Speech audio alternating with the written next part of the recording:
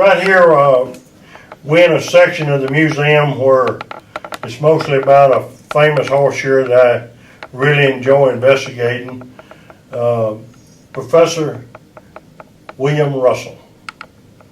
He had to have been the greatest guy in history as far as writing books and making shoes and people learning and copying from.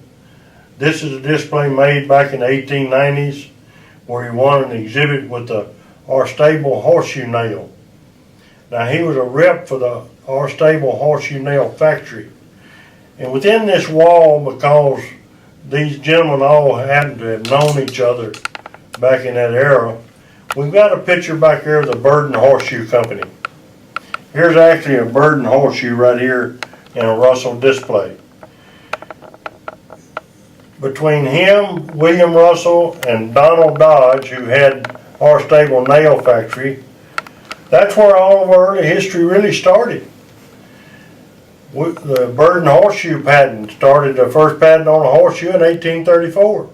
He probably had different patents on making a horseshoe. We had a Burden affair, and a guy that was involved in their historical society had built miniature machines from his patents.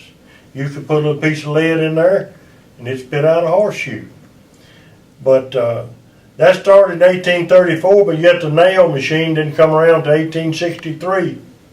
A lot of mischief in there is what we all did for horseshoe nails back in that era. But Russell wrote about 14 books from 1879 to 1907. Throughout his books, he showed a lot of various displays. I have purchased some of that stuff through the years. I've got case number 12, case number 13. There was a case similar to this in the book.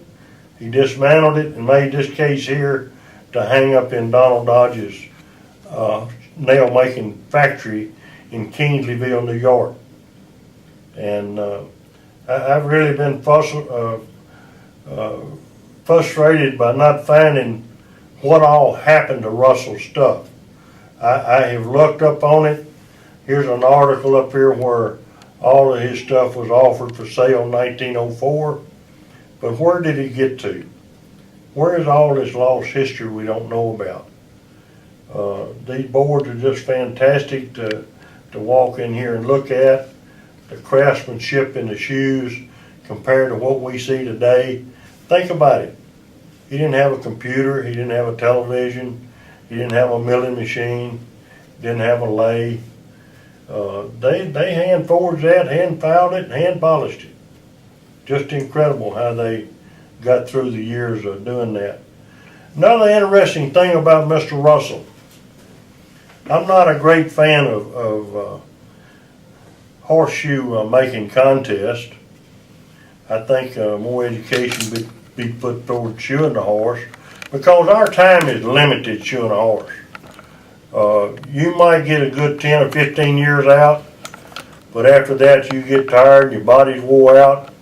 So you need to do the best you can what years you've got to do it.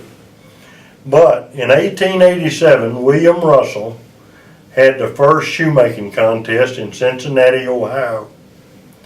There's so much involved around that town of Cincinnati, Ohio. Now, the contest consisted of making 100 shoes. It was done on an opera stage in front of 3,000 spectators. He won the contest in 2 hours and 40 minutes in making 100 shoes. Now, back in that era of shoeing the horse, he had helpers. He had a heat man that controlled his fire, a guy to do the file work. So it was kind of like a team of making shoes. Now John Silk was his competitor on that event, and John Silk later became a very famous horseshoer in the Cincinnati area. He was president of their union back in the era of the National Horseshoe Association. Russell was asked a question what he thought about these associations one time, and he had a very simple answer that he was just too old. He thought they were a good thing, but he was just too old to get involved.